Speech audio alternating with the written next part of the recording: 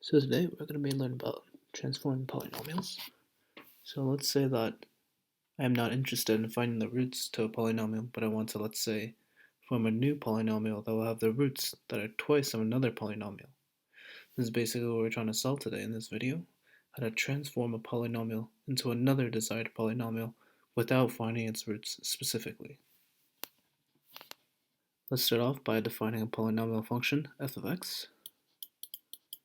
F of x equals an xn plus an minus 1, xn minus 1, so on to ao.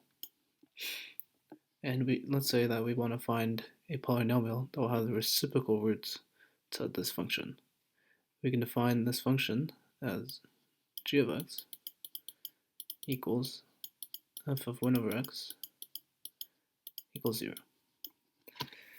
As we notice that the solution to f of 1 over x will give us the reciprocal roots to f of x. Let's say that the reciprocal roots are 1 over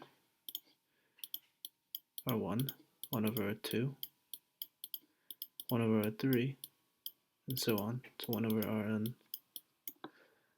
We can say that by subbing it in, and if we sub in 1 over r1, let's say, into f of 1 over x, we would see that this would just be giving us 1 over r1, which would equal 0, as r1 is one of the roots to f of x.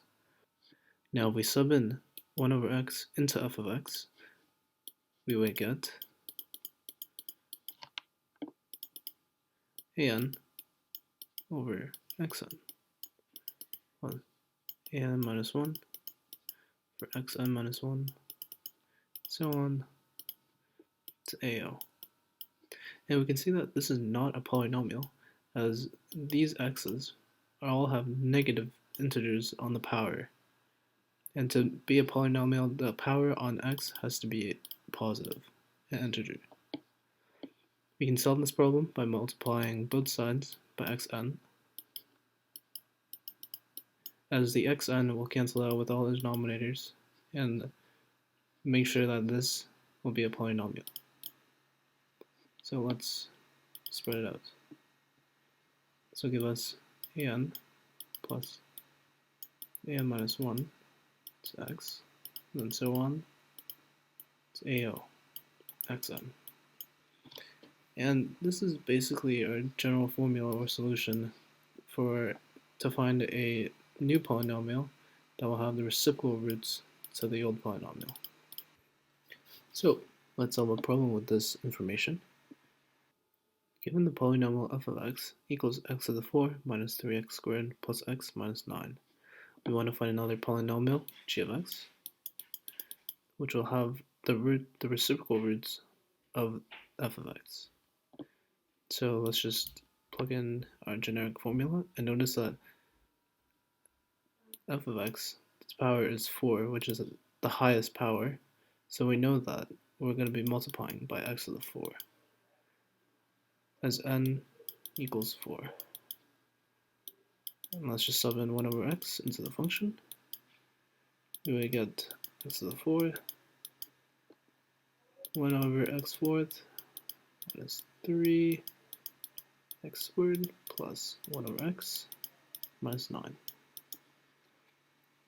And this basically turns out to be 1 minus 3x squared plus x cubed minus 9x fourth. And that's basically our equation, or solution I should say. And notice something interesting here. The coefficients on the x's are flipped.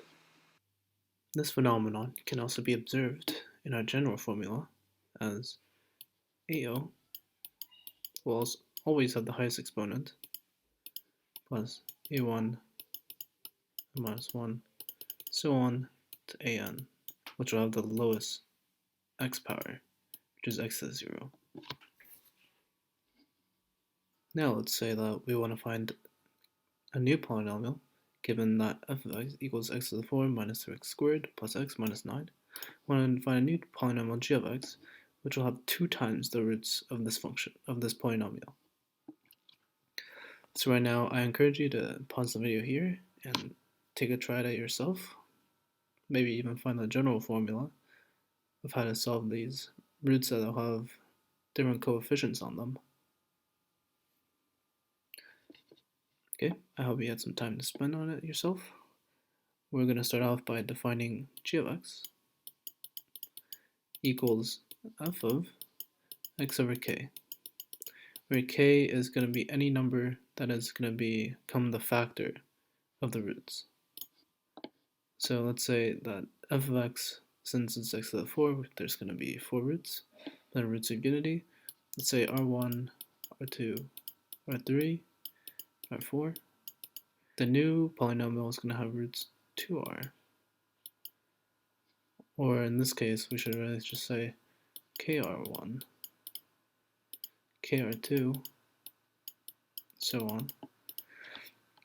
And if we sub this in, these in to f of x, we would just get f of x, as the k cancels out, and r is going to be in here, and we know that r is already a solution to this function, and this is going to be equal to 0, which is going to be true. And so let's sub in this function into a more generic function. F of x over k equals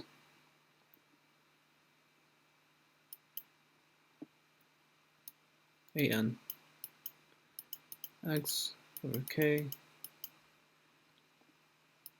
n plus an minus 1 x over k n minus 1, so on to ao.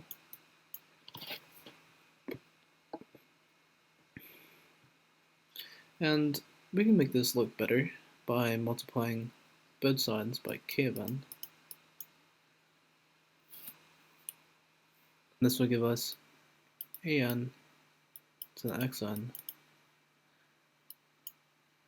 plus an minus 1 times k over x to the n minus 1, so on to ao k to the n. And now we can begin solving the question. So we're going to define g of x again equals to 2 to the 4th. So we notice that n equals 4 by the highest exponent on x, and k in this case is equal to 2, as we want the roots to be 2r1, so that means k will be equal to 2. So now we write the function f of x over 2, and basically just solve the question now. We would get x to the 4th over 16, and this can all be multiplied by 2 to the 4th minus 3 over 4, whoops, 3x over 4 x squared plus x over 2 minus 9. And just expand this 2 into everything in here, and we would get x to the 4th minus 12x squared plus 8x minus 144. So here we have the function f of x equals 5x4 plus 12x cubed plus 8x squared minus 6x minus 1. And we want to find a new polynomial whose roots are going to be half the reciprocal of the roots of this polynomial. Once again, I recommend you to take some time off and do this question yourself before I tell you the answer. Okay, I hope you had some time to look at this question and do it for yourself. And we're going to start doing the answer now. Notice that we want to find a new polynomial whose roots are going to just be twice of this polynomial. And then we could just flip the coefficients to get the reciprocal, and that would give us our answer. So let's define g of x equals 2 to the 4 f of x over 2.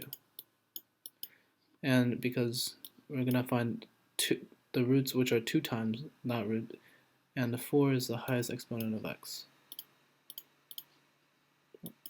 And if we expand this out, that is going to give us 5x fourth plus 24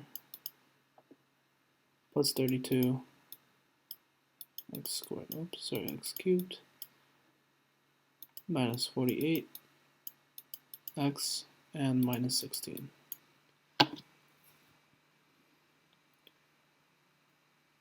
And now we can just basically flip the coefficients on the x to give us the final solution that we need. And the final equation, let's write in h of x, equals negative 16 x fourth minus 48 x cubed plus 3x squared plus 24x plus 5. And that is going to be our new polynomial whose roots are going to be 1/2 of f of x. So this is basically the end of the video. I hope you learned something new. And this is going to be part 1 of 2 parts of transforming polynomials. This part is going to be the easier part. Next part is going to be the harder parts where I teach you new formulas and maybe some tips and tricks on how to transform it easier.